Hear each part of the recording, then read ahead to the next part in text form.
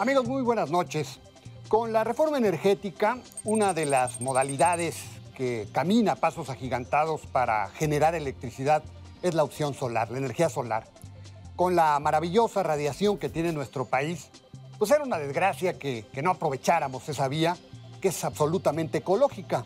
Y ahora mismo, tras las 3 subastas que se han realizado, hay 68 proyectos eléctricos en construcción que van a estar listos este año y en 2019. Y de esos, el 55% son proyectos de energía solar. Y bueno, para profundizar de este tema, hoy nos va a acompañar Héctor Olea, presidente de la Asociación Mexicana de Energía Solar, ASOLMEX. ¿Cómo van esos proyectos? ¿Qué sigue? ¿Qué desafíos hay en el escenario? Bueno, lo invito a que nos acompañe para platicar más a fondo de este negocio que a todos nos interesa. Héctor, muchas gracias. Buenas noches. Gracias por acompañarnos. Muchas gracias, Alberto. Un placer estar nuevamente en tu programa. Bueno, pues hablábamos de la reforma energética y hablamos en particular del tema de la energía solar, que es un tema que me parece que está evolucionando, que está caminando y que pues creo que va a ser uno de esos temas que va a generar mucha inversión, ¿verdad? Pues no lo va a generar, ya está generando. ¿No? La energía solar en México ya es una realidad.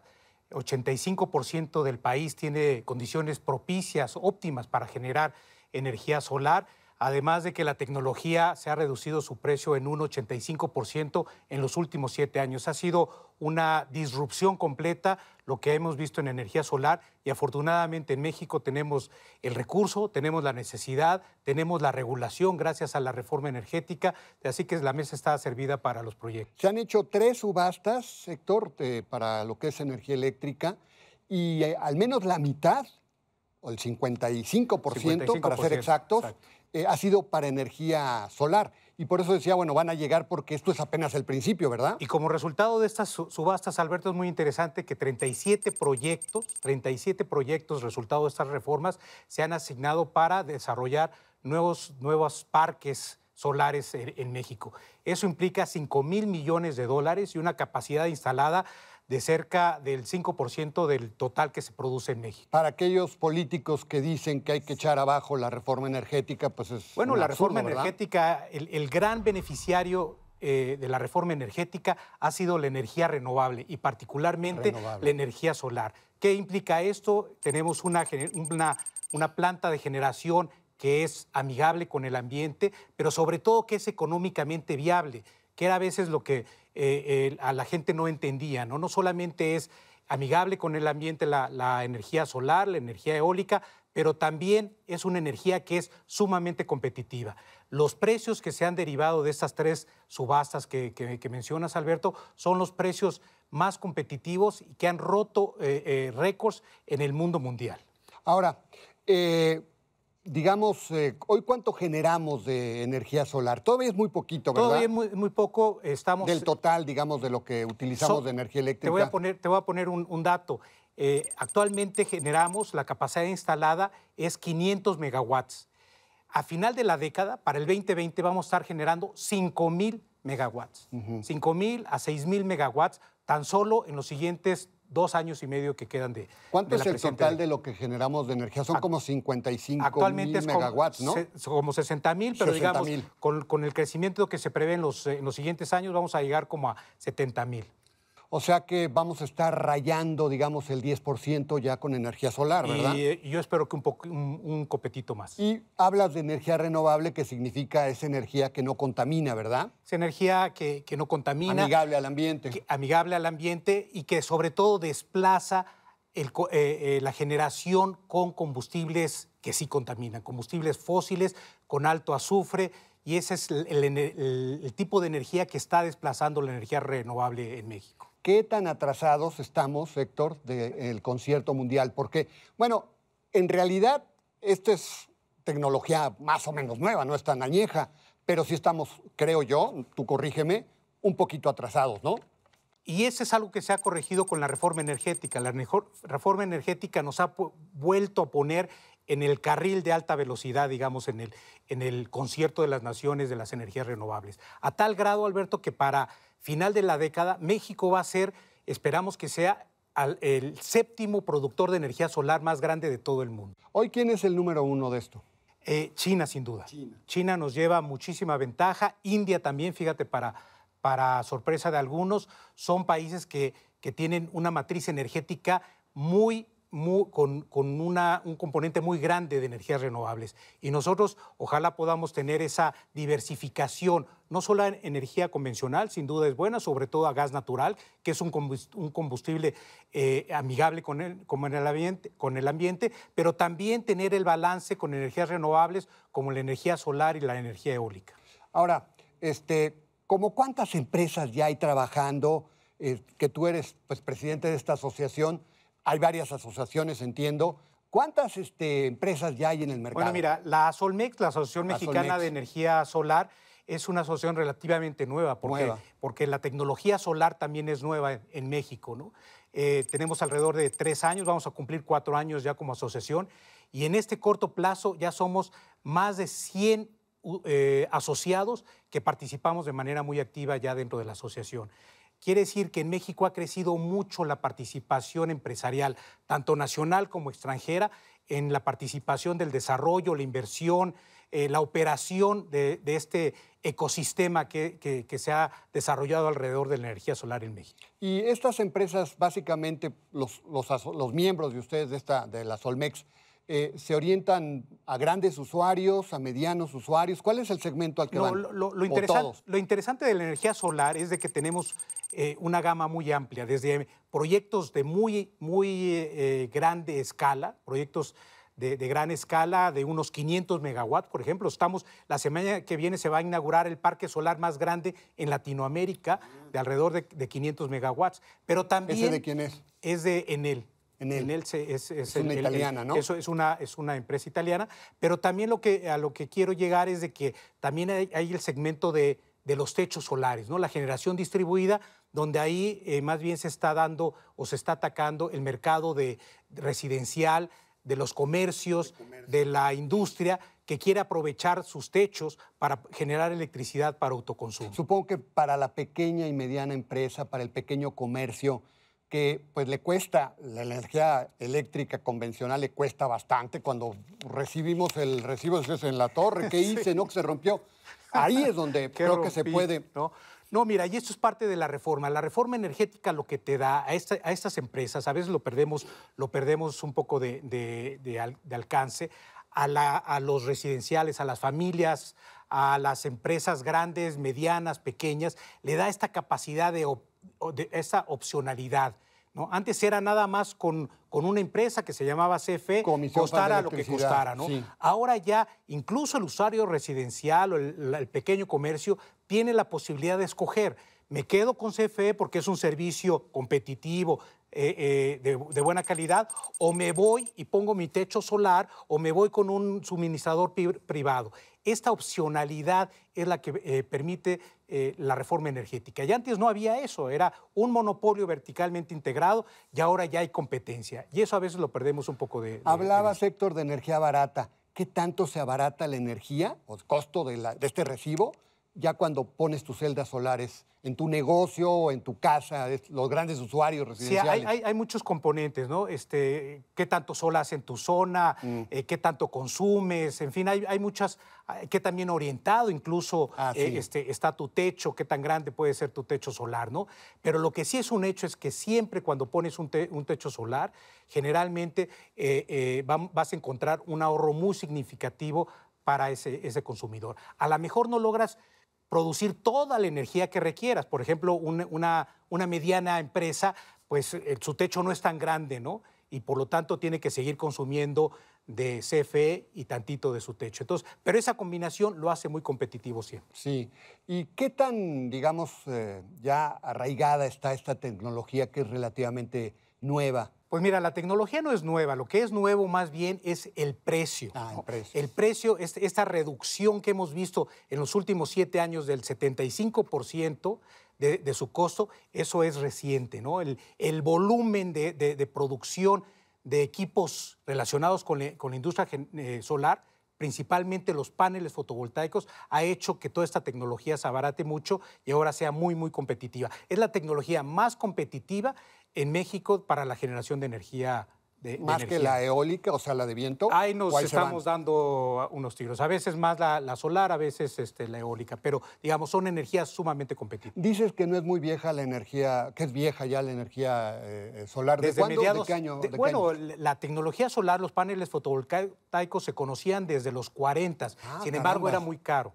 Era muy caro tener celdas fotovoltaicas. Esto se modificó sustancialmente a principios de esta década, cuando hubo una explosión de la instalación de estos paneles. ¿No? Y, bueno, y de la fabricación de estos paneles, principalmente en el Oriente, en Asia, y ahí es cuando se lograron economías de escala que redujeron el costo de producción de estos equipos. O sea, la explosión te referías entonces al crecimiento, al crecimiento, boom, ¿no? exactamente. Pensé que te ibas a referir al tema de la energía bueno, pero energía atómica, nuclear, ¿no? atómica, ¿no? por ejemplo, eso ha sido una alternativa, ¿no? O sea, por ejemplo, en Alemania se ha reducido la generación nuclear y se ha incrementado la solar. Es muy interesante lo que ha pasado en Europa. Digamos, ¿qué lugares son los que más están creciendo en este avance que estamos teniendo? Lo bueno, tú que estás en toda la República Mexicana. Mexicana. Sí, lo bueno de México, como decía, es que prácticamente en todo el país tenemos condiciones óptimas y de tal forma que podemos tener grandes desarrollos solares, no solamente, por ejemplo, en Sonora, donde hace mucho sol, o en Chihuahua, o en Baja California, sino en prácticamente todo el país. Entonces hay un desarrollo solar muy, muy homogéneo en todo el país y esto es único. Otros países tienen zonas donde hace sol, pero otras zonas donde hace frío. Pero un país donde generalmente hay energía solar es muy raro y eso contamos en México. ¿Es costoso poner energía solar para un negocio? Digamos, entiendo que hay fórmulas de arrendamiento. Hay fórmulas de financiamiento. Y no tanto lo costoso, sí son equipos costosos, pero estos equipos se deprecian en 4 o 5 años, donde ya puedes empezar a recuperar tu inversión. O sea que pues, vale la pena considerarlo para que eventualmente a lo mejor el ahorro que tú estás buscando no llega al primer año, pero eventualmente lo empiezas a alcanzar, ¿verdad? Eventualmente lo alcanzas y se paga la inversión en el mediano plazo. Creo que es una muy buena inversión. En América Latina, ¿cuál es nuestra posición, Héctor? Bueno, como digo, estamos apenas empezando.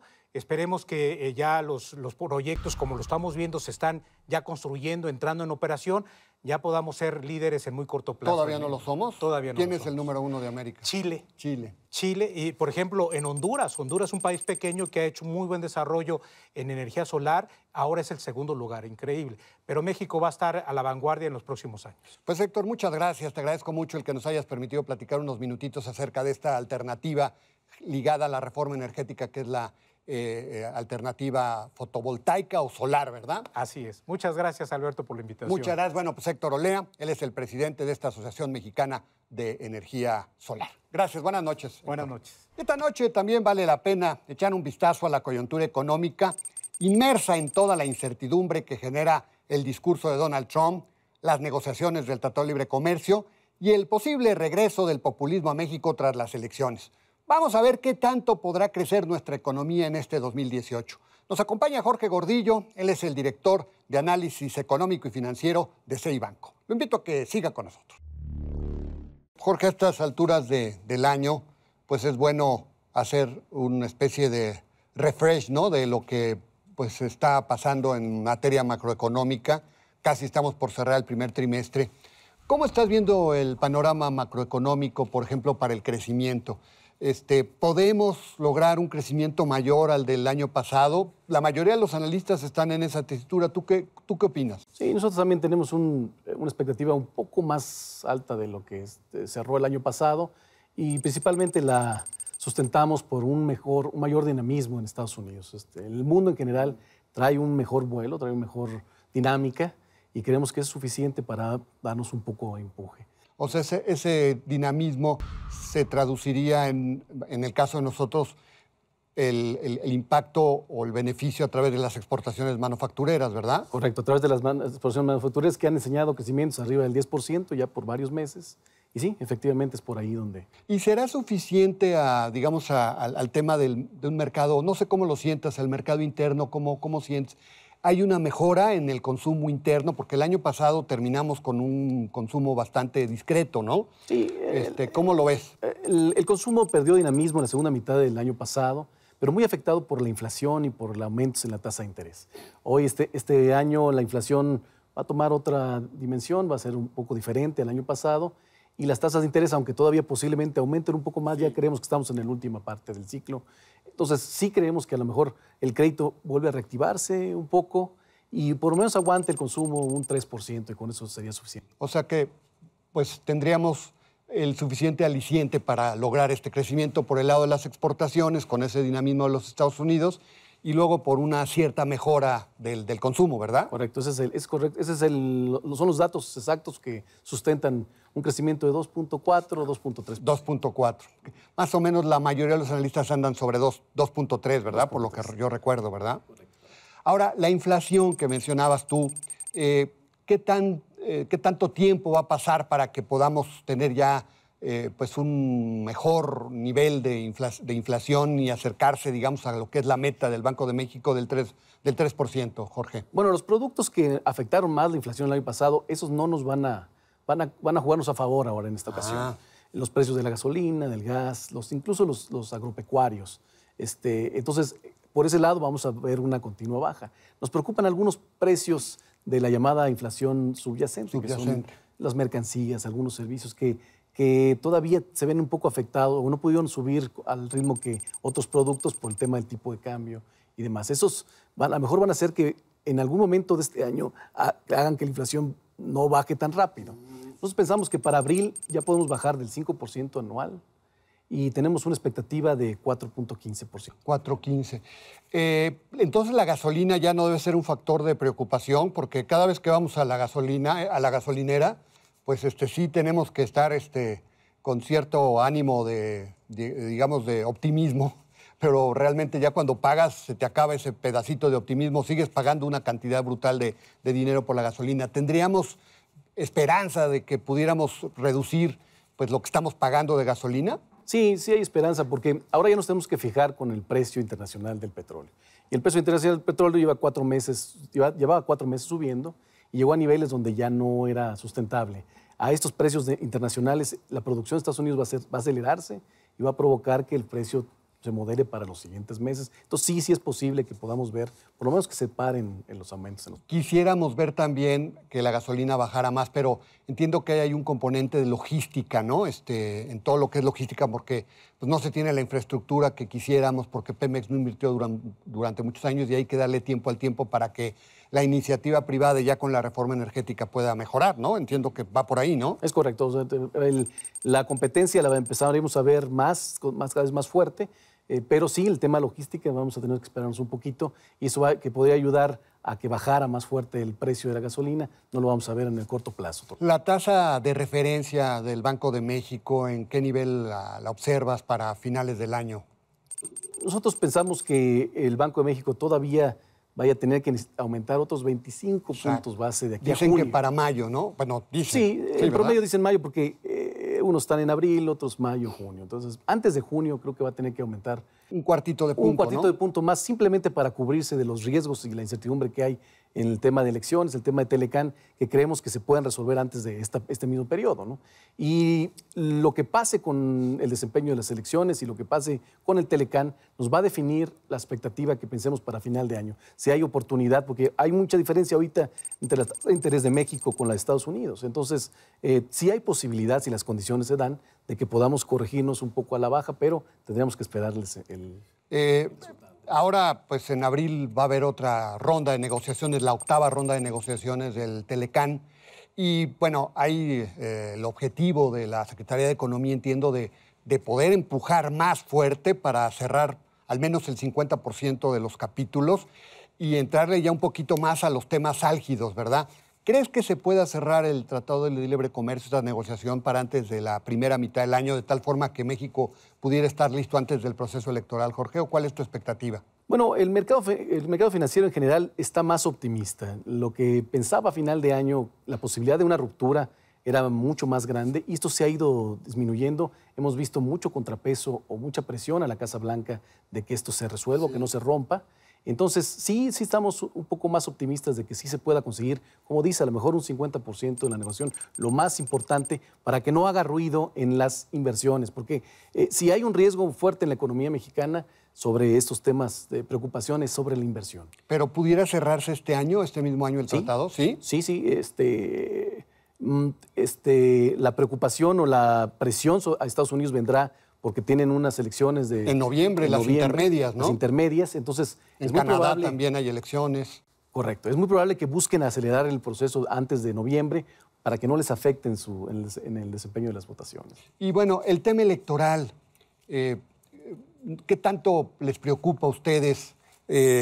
Porque, bueno, pues finalmente hay tendencias populistas que están por ahí que, pues en cierta medida, pues no son lo que quisiéramos ver, no conviven mucho con lo que ha venido avanzando el país en muchos aspectos.